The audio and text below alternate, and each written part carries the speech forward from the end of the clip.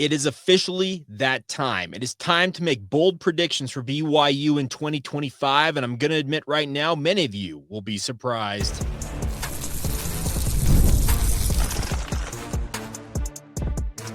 You are Locked On Cougars, your daily podcast on the BYU Cougars, part of the Locked On Podcast Network, your team every day. What's up, everybody? Welcome into Locked On Cougars, your daily podcast focused on the BYU Cougars. I'm Jake Hatch, executive producer of the KSL Sports Zone in Salt Lake City, Utah, and a 14-year credentialed media member at BYU. I am your resident expert and insider as your host on this here podcast. And as always, thank you for making Locked On Cougars your first listen of the day. Coming up on today's show, we're forecasting the season ahead for BYU, game-by-game predictions, and what do I see BYU doing in 2025? We'll get to that. Then we're opening the mailbag for the rest of the time. Questions about the Salt Lake Tribune story that I rebutted against earlier this week. We'll also talk about the Mount Rushmore for BYU sports. Who are the four images I would put on a proverbial Mount Rushmore? We also got to answer questions about injury status for BYU coming out of training camp, and also an interesting question about some BYU apparel that we'll also get to. It's all coming up on today's show, and it's all brought to you by our friends over at FanDuel. Of course, our good friends over at FanDuel are encouraging you guys with football season right around the corner. Visit the FanDuel app today and start planning your futures bets for FanDuel's Futures Day on August 26th coming up around the corner. All right, let's talk BYU football right out of the chute here. Now, very, very interesting season ahead. And with Bear Bachmeier now as BYU starting quarterback, it appears that BYU is set to rock and roll. And with the college football season set to begin tomorrow, because even though BYU is playing a week from now, I don't want anything that I watch tomorrow to maybe influence how I go about projecting BYU. So I'm putting it on the record right now as to what I expect for BYU this coming season. We're going to go game by game on this. So the number one thing is that if you look at the schedule for BYU, and we've talked about it ad nauseum at this point, the front half of BYU's 12-game regular season is pretty soft. I would call it Charmin soft in many respects. You open up against Portland State. It's a win. I'm only being slightly facetious when I say you or I, speaking of you out there in Cougar Nation or myself as the host of this podcast, they could line any one of us up at quarterback in that game against Portland State. We turn it around, hand it off to Sione Moa, LJ Martin, or whoever else wants to play in that game, and BYU should be able to name their score against Portland State. Now, looking back at 2017, that Portland State game, a very struggly 20-16 victory, that was a bit of a canary in the coal mine as to what the disaster about to unfold that season would entail. I don't expect that from this game because I really do think BYU will handle their business. They can essentially name their score against Portland State. The following week, Stanford comes to town. Now, this is a Stanford team that I'm eager to learn more about tomorrow when they take on Hawaii in their season opener. But they have the rare distinction of having a week one bye. Yeah, you heard that right. They play at Hawaii tomorrow in week 0. They take week 1 off, and then they come to Provo, Utah.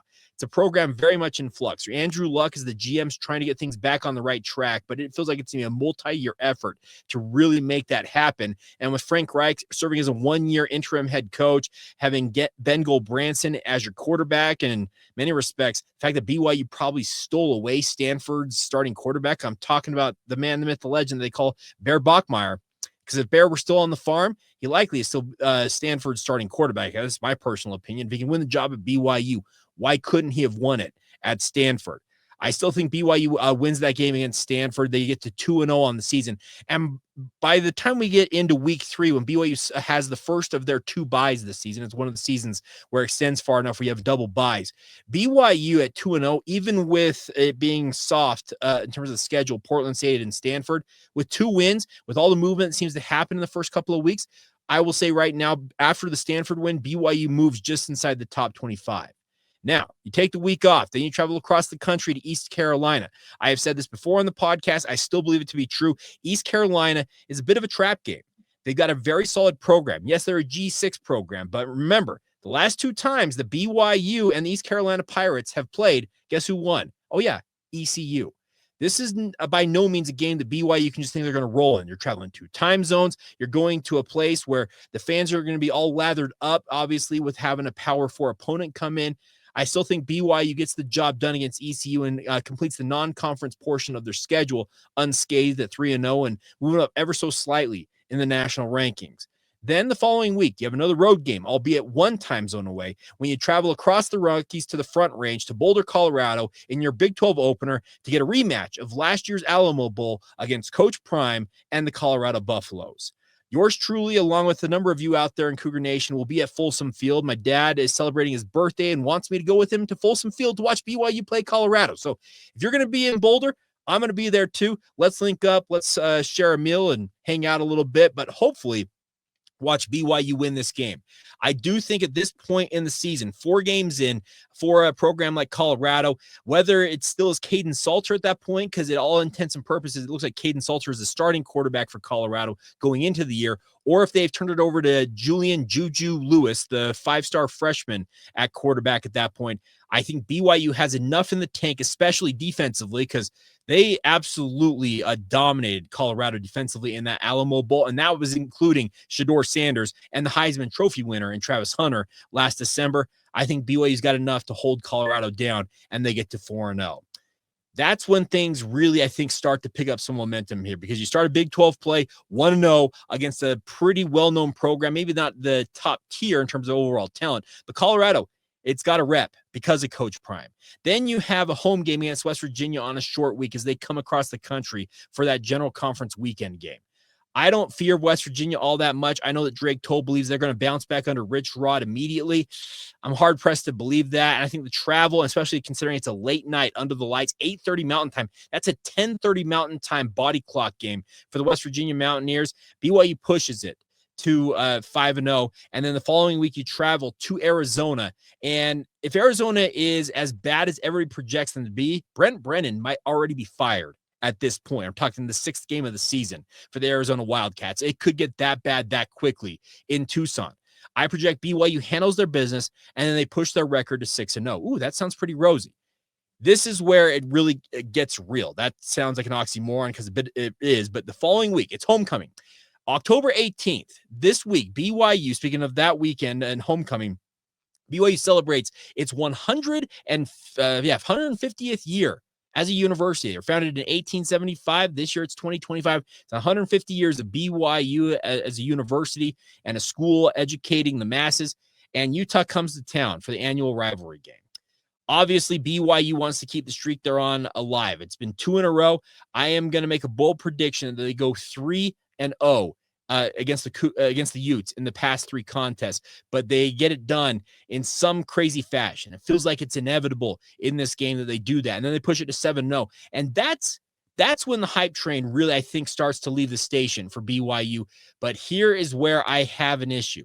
The following week, BYU is likely to be gassed. They're likely to be feeling good about themselves coming off a win against Utah in my projection. But then you go to Ames, Iowa to face off against the Iowa State Cyclones. And I said it when the schedule came out months and months ago, and I still believe it to be true. This is a scheduled loss for BYU. It's going to be tight. They're going to do everything they can to muster enough energy, enough offense, whatever it is, to win that game against Iowa State. But it feels like this is where it catches up with the Cougars after starting 7-0. And then obviously they started 9-0 a season ago. They fall to the Iowa State Cyclones and drop to 7-1.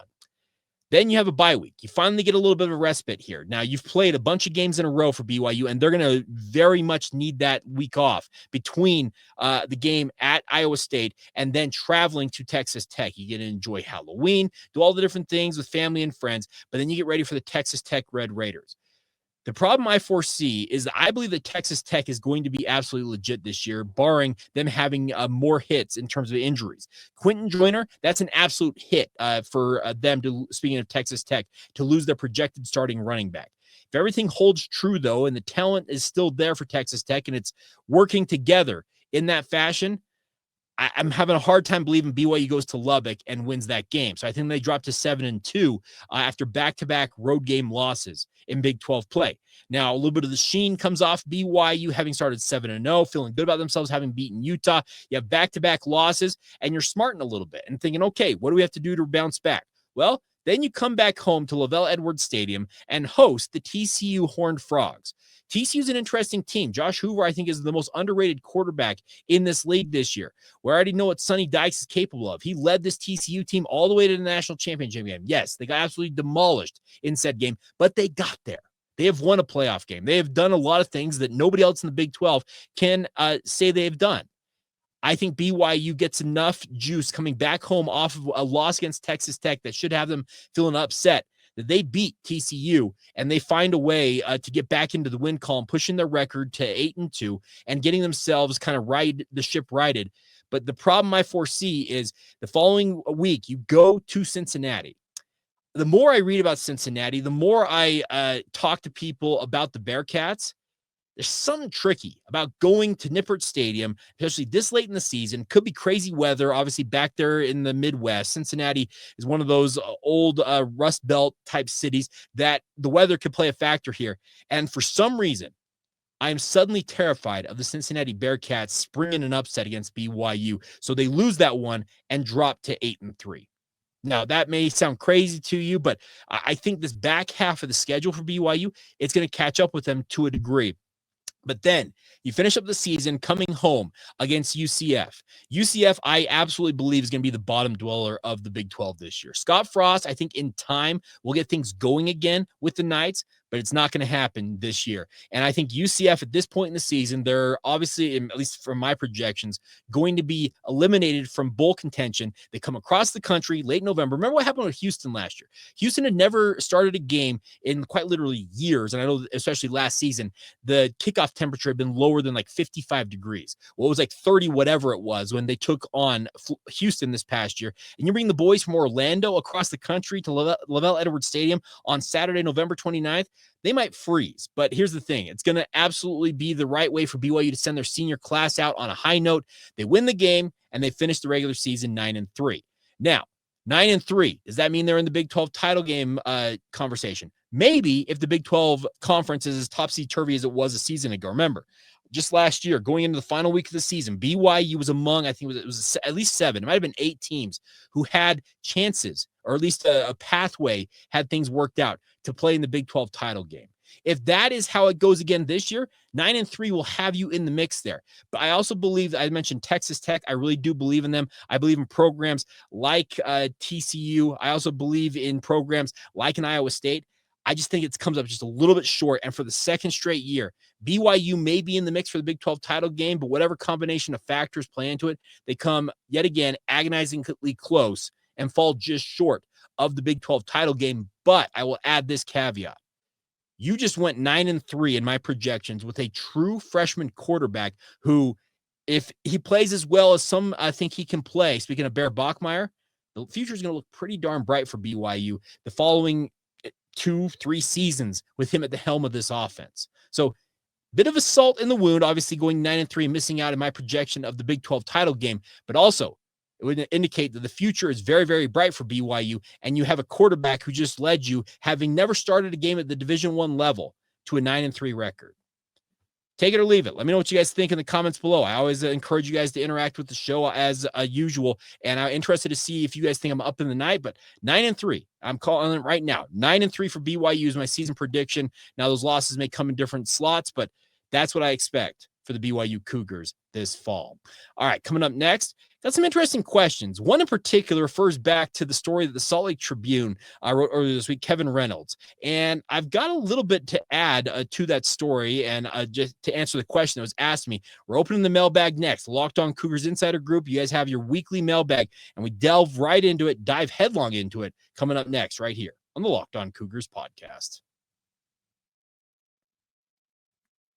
Today's show is brought to you by our friends over at FanDuel. Now, August 26th is right around the corner. It's officially FanDuel Futures Day, a brand new holiday for football fans who want to live for bold predictions and preseason hunches. I just talked to you guys about what I predict for BYU this season. I believe they go 9-3, soar past what FanDuel is projecting from them with an over-under win total. But the best part is for just 24 hours on August 26th, FanDuel is giving you deals on NFL season predictions. Whether you're calling your MVP, eyeing a long shot division winner, or ready to crown your Super Bowl champ even before week 1 kicks off, this is your moment. So you can take the flyer on a crazy MVP candidate. Let's say you believe that somebody like James Cook from the Buffalo Bills is going to win the MVP. Whatever you believe in, you can do that. You also can crown your champion in August. If you think the Kansas City Chiefs are ready to go right back to the top, Philadelphia Eagles are going to repeat, or in my case, I want the San Francisco 49ers to hoist the Lombardi Trophy once again. You can do all that right now and visit the FanDuel app today and start planning those futures bets right now, because FanDuel Futures Day is coming up on August 26th. It's one day and one day only. It's all courtesy of your friends over at FanDuel, where you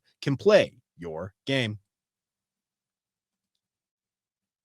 Thank you once again for making Locked On Cougars your first listen of the day. Appreciate all of your guys' patronage, being with us, interacting with the show. It's always appreciated, everything you guys do to support our ventures here. And as always, we're proud to be part of the Locked On Podcast Network, where it is, of course, your team every day. All right, time to open up the mailbag, and I'm going to start off with an interesting question. It was actually one of the first ones that came to me when I threw it out to our Locked On Cougars Insider group, and it came from Nate. And this is an interesting question. It says, Nate asked this: will you stop giving pub to the Salt Lake Tribune, Jake? While I appreciated your thoughts on the story that Kevin Reynolds wrote, we should stop paying attention to it at all and not give them any airtime. All right, interesting take there, Nate. So the interesting part about this is you sent that question in, and I actually ran into Kevin Reynolds yesterday, funny enough, on Thursday. He and I were at a press conference for Real Salt Lake, with DeAndre Yedlin being announced as a new addition for the club. And afterwards, we were talking about the story. He heard my rebuttal to his story on the podcast, as I expected he probably would have, and we went back and forth on it a little bit. It wasn't antagonistic. It wasn't upset. We're two professionals. We've known each other for quite a while, ever since he came to Salt Lake to work for the Tribune, covering BYU. I've had a very cordial relationship with him. Quite frankly, I enjoy my interactions with him on a personal basis. But we got to talking about the two sides to this story. What he believes, obviously, because he wrote said story, and what I believe as a veteran who's covered this program. And we came to an agreement on one thing and one thing only. While I still believe that the Tanner Wall being the subject of this story, I don't necessarily agree with that, because I just don't think Tanner is the poster child for what he was trying to portray, but he believes otherwise, obviously. The one thing we came to an agreement on is that there is an interesting dichotomy in all of this. The quote from who was the church commissioner of education, Elder Gilbert, when he went on the Wise Guys podcast all those months ago, he said that there cannot be a, quote, pay for play, what do you call it? Establishment or a mindset at BYU. Now, he said that from his position as the commissioner of church education, which oversees BYU among the other universities and other schools and so forth under the LDS Church, the Church of Jesus Christ of Latter-day Saints purview. We came to an agreement. I agree with him on one thing and one thing only in this story, it feels like, in many respects. It's the fact that we have a guy like Elder Gilbert, who ostensibly is one of the bosses over BYU, who says that it's not a pay for play, but we're watching BYU fork over millions of dollars to pay these players. So that's a bit of a rub there.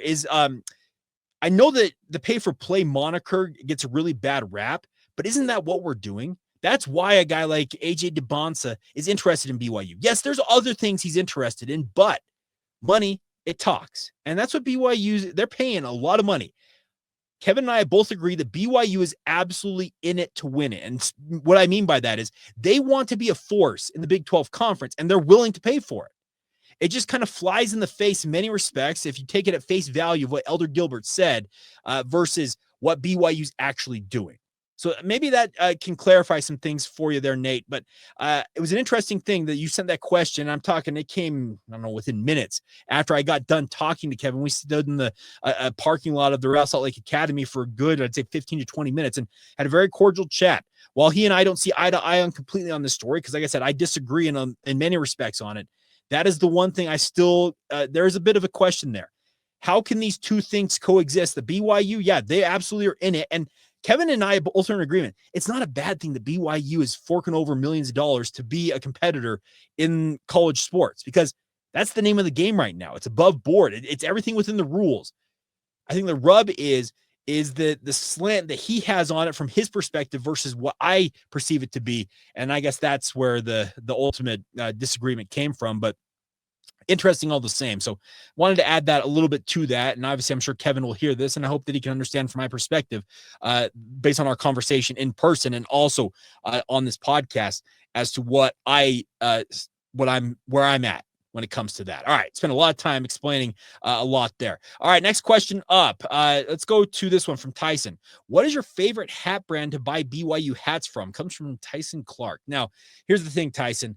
I'm not a brand aficionado outside of Nike, and that's just due to me growing up wearing Nike, and I still wear a ton of Nike. I'm actually wearing a Nike polo doing this show right now, and I'm wearing Nike socks, so there you go. But the bigger thing is, I am a guy, if I like the look of a hat, I'll buy it, irregardless. Let me correct that. Regardless, before I get chided by some of you because you don't understand my radio background with that irregardless statement. It comes from my radio show. But regardless of the brand, if I like the logo, I like the look of a hat, I'll buy it. So I don't have an overarching brand to tell you, hey, go buy it. But there are a lot of cool BYU brands out there, and they're not sponsors of the show, but I'll shout out guys like Wood and Grail. I'll shout out Royal Army. I'll shout out Nike. I'll shout out Lodge 33's got some really cool stuff they've been doing. There's an incredible amount of BYU gear out there, especially when it comes to headwear. So if you're interested in stuff like that, check that out. Jordan asked this: which position group will make or break the season for BYU? Great question. As cop out as this sounds, it's really the quarterback. With a freshman quarterback at the helm of this offense, Bear Bachmeier's got to deliver, at least get the ball where it needs to go when it needs to be there. If he does that, that will help BYU quite a bit. And I think that is the rub with it. I guess the secondary one for me is the offensive line. They've got to make everything else go for the run game and the like. Jacob says this: what type of performance and for how long do you think would necessitate switching Bachmeier out for Hillstud at quarterback?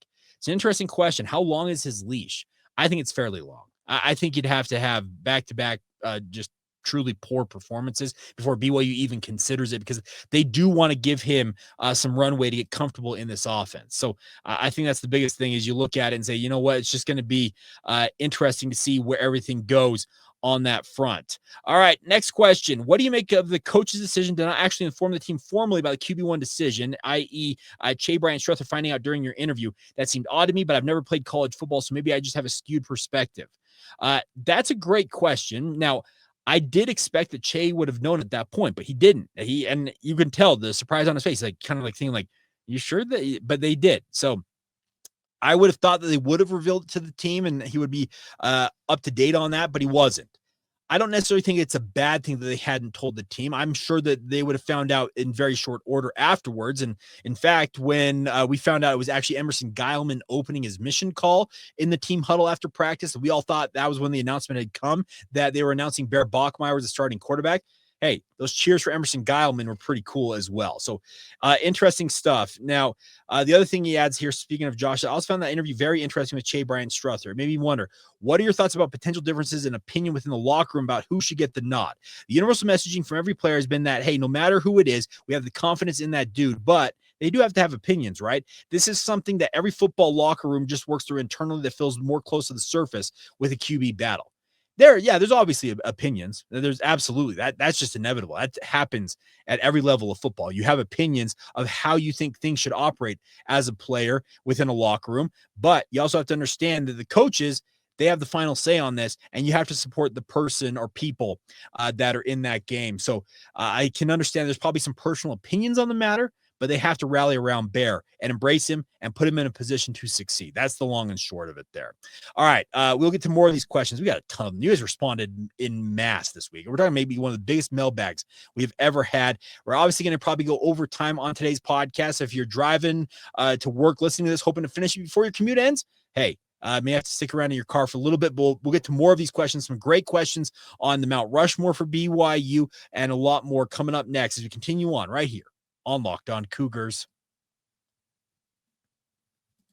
Today's show is brought to you by our friends over at Rougiette. You've probably heard of Viagra, Cialis, my friends. Maybe even tried them. But if you are looking for something beyond the usual pill, it's time to meet Rougiette Ready. It's a next-gen prescription treatment designed to amplify arousal in the brain and boost blood flow, unlike the usual pills that take hours to really take effect, their 3-in-1 formula dissolves under your tongue and kicks in fast, an average in just 15 minutes. If traditional options have not worked for you, Rougiette might be the answer. Over 150,000 men have already made the switch to Rougiette, and the best part is it's completely online. Rougiette connects you with a board-certified doctor and ships your treatment discreetly to your door. You can read real customer reviews on their site. It's helping a lot of people feel more confident and present in the moment. And the best part is you can go to head to Rougiette.com right now and use the promo code LockedOnCollege to get 15% off your order today. That's RUGIET.com/LockedOnCollege and use that promo code LockedOnCollege for 15% off. Individual results may vary in prescription treatment. Compounded drugs are permitted to be prescribed under federal law,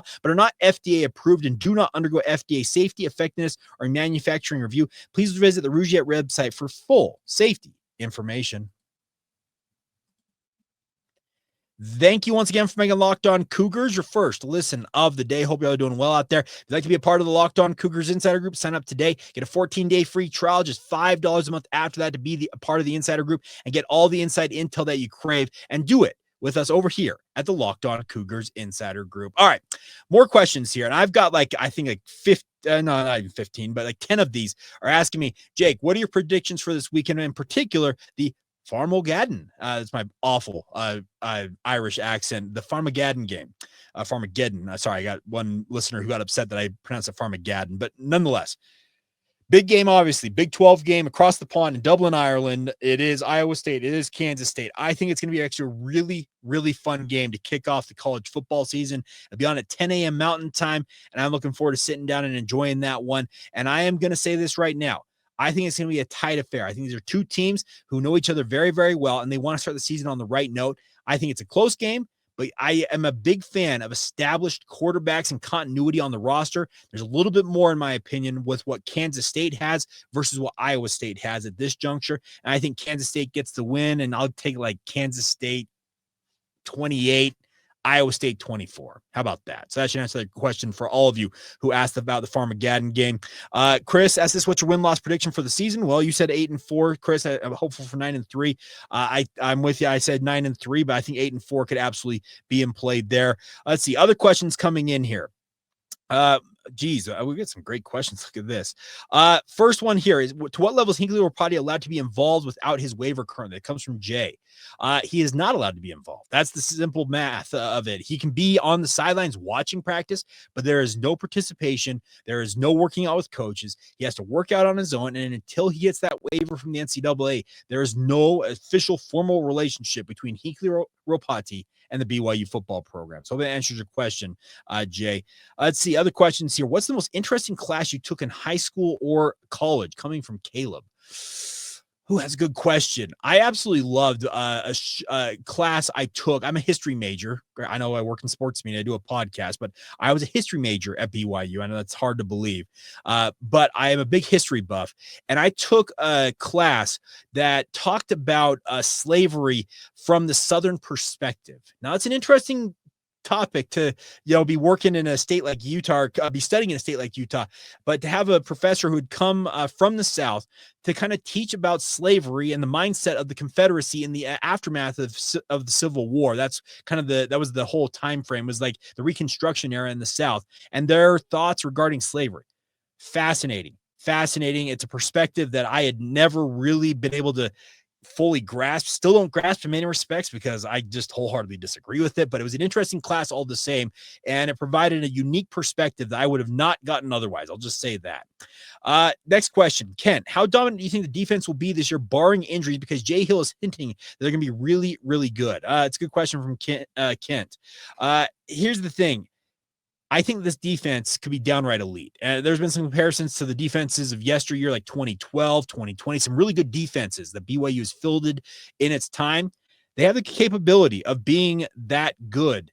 Really, that's how good it could be, but it has to prove itself on the field. And I guess the true test for that, man, is East Carolina maybe at the earliest, maybe Colorado. I think the first couple of games could be fool's gold in many respects, because they like absolutely just elite, but you have to consider the level of competition. Other quick question from Ken here on basketball. Do you think Coach Kevin Young will have another 11-man rotation like last year? Will he bring it back down to 7 or 8? If the number of guys that demand minutes necessitate a bigger rotation, Kevin Young will do it. I know, having been around him enough at this point, that if he has enough guys that he believes he can win with, he will go with as big a rotation as he needs to. But I think in his heart of hearts, he probably wants to chop it down a little it. I think that's absolutely something to pay attention to. Let's see. What is the hardest game on the schedule and why? And if the answer is Iowa State, the why cannot be because it's after Utah. Just say Utah. Okay, it is Utah, but it is also Iowa State. Just the fact that you have to go from Utah and then immediately travel to Ames, Iowa. It's such a difficult turnaround. You saw how much of a struggle it was for BYU coming off the Utah game last year, and they won that game. So, yeah, it's one thing to keep an eye on. Let's see. Travis, do you know why Bear Bachmeier transferred from Stanford? Long and short of it is that Troy Taylor, the coach he committed to at Stanford, was fired. He wanted to play for that guy. He gets let go, doesn't want to stick around, and Stanford's loss is BYU's gain, Travis. There you go. That should answer your question. Jared, how did you enter the sports media space, and why did you decide to stay? Well, I was lucky enough to work with two luminaries who are still mentors of mine to this day, working with Greg Wrubell and David Locke doing internships on BYU football and basketball broadcasts with Greg, and then Utah Jazz broadcasts with David Locke. And they got me a foot in the door in the industry. I got a chance to take it and run, get a full-time position. And I've had the time of my life. That's why I'm sticking around. Am I ever going to get super rich off sports media? Not likely, because it's not a super lucrative field unless you climb like quite literally to the top of the heap like a Stephen A. Smith. But I am comfortable, I'm happy, and I love what I do. So, Jared, that's kind of the short form of how I got in and why I am still doing what I'm doing. Brad, how many sacks do you expect out of the defense this year? I'd like to say, I'm going to shoot for a high number, 40. Why not? Let's go for 40 sacks. I want to see at least one player, if not two, get double digits. I know a guy like, who am I thinking of? Jack Kelly said he has aspirations or a goal to get double digit sacks himself. That would obviously help BYU get that long, get along in that one. Let's see other questions here. Jake, it feels like last year's football success, at least in part, helped a strong recruiting class this year. What do you think? What do you think the bare minimum bar for BYU football this year is to be able to see those recruiting successes sustained? And also, can we get BYU to implement a bear claw option to go along with the cougar tail? To the second question, call up BYU concessions. You can ask them because I have no idea on that. Bear claw would be cool though, because obviously Bear Bachmeier. BYU needs to put like an 8-4, 9-3 record in the can this year to keep that success up, that momentum up on the recruiting trail. You can't backslide. You finish with a sub 500 record. That would, I think, kind of negate all of that goodwill and momentum you built up. I really do think that. How healthy are the players coming out of fall practice? They say they're pretty healthy. Now, we did see two posts on Instagram yesterday from two players in the LeMason Waller, as well as Jonathan Cabella, that appear to be from hospital beds. So at least two players could be on the shelf, at least looks like for a little while. But I didn't hear a lot about major injuries, quite honestly. There's another question in here. I got to find it, asking about the offensive line's health. We saw Waylon Lapuaho on the sideline a lot this season, this training camp, and that obviously probably adds some trepidation that, hey, is he injured? From what I understand about Waylon is he'll be ready to go. They just essentially were giving him a lot of veteran days because they know what Waylon can do. They just want to make sure he's 100% healthy going into the season. Andy, any word if you're going to have a player on the podcast this season? I have continued to talk to some people, and it's still unsettled. I know that we're a week out and I'm supposed to do it next week. So I don't know. At this point, I do not know what we're going to do, but heck, maybe I just do it with Connor all season long, as long as he's in Provo, Utah. That's just an idea. Neil says, has the idea ever been proposed about having a basketball player do that? Yes, it has. And yes, we're going to continue those conversations and maybe pursue that as well. Man, I'm way over time here. So I apologize. I'm not to get to all these questions. Oh, here's a good one from Jeff. Who's your breakout star for the year? Mine is Cody Hagan. I have a feeling due to injury and lack of production from either JoJo Phillips or Parker Kingston are going to give him more opportunities to shine. Cody's a great choice there. The breakout star for me, it's Carson Ryan. I really believe Carson Ryan is going to make the tight ends great again at BYU, to use that expression. And I do think that he's got that capability in him. I really do think that is a big opportunity for him. And I expect Carson Ryan to be the breakout star in my book and see what happens. Man, Russ is the one who asked about offensive line. Yeah, so I think Waylon will be fine. Otherwise, the offensive line looks, I think it's very, very good. So man, I've got like so many questions. Oh, I want to get to this last one real quick before we go on today's show, because I think it's one that I need to answer here before we go. And that is a question here by Emerson Geilman. John asked this: will they put Emerson as QB2 until his mission if he wins that spot? If he proves worthy of that, I don't see why they wouldn't. But I think at the same time is you're going to want to have a veteran that can step in and be able to be ready to go. Does that make sense, man? I'm all over the place today. But the bigger point is, I think that yes, in theory, Emerson Geilman could be that number 2 quarterback. But considering he is going on a mission, even if he's good enough to be the number 2 guy, let's say that they do, heaven forbid, knock on wood, Bear Bachmeier misses a play or a game or whatever it is. I still think even if Emerson Geilman were in your, speaking of the coach's minds, the number 2 guy, I still think they insert McKay Hillstead. Do I think Emerson's past those guys? Speaking of McKay for the number 2 spot yet? No, I don't think so. But the possibility exists because Emerson had a very, very strong training camp. We saw him make some really high-level throws, and I think it's a big opportunity right there. So we'll see what happens. And Michael Jensen says this: Farmageddon Saturday is in Ireland. If that was BYU versus Utah, I'd be so mad it wasn't local. I like the big game opening weekend, but a rivalry game being played in Europe. Does anybody else feel this way?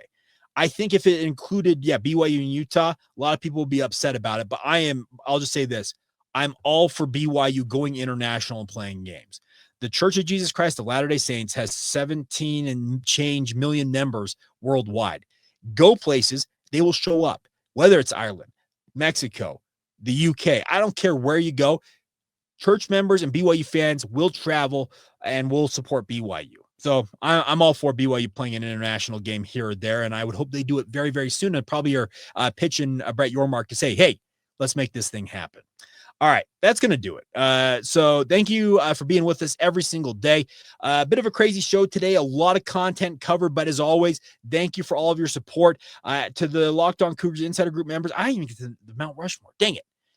We have to do another mailbag. So we got a lot more questions to answer. Maybe we'll do that early next week, and we'll answer those questions as we get ready, because it's officially game week coming up on Monday, everybody. So get ready for it. It is officially kind of here, but it's game week next week. BYU getting ready to face off against Portland State, and we'll have it all covered for you guys right here on the Locked On Cougars podcast.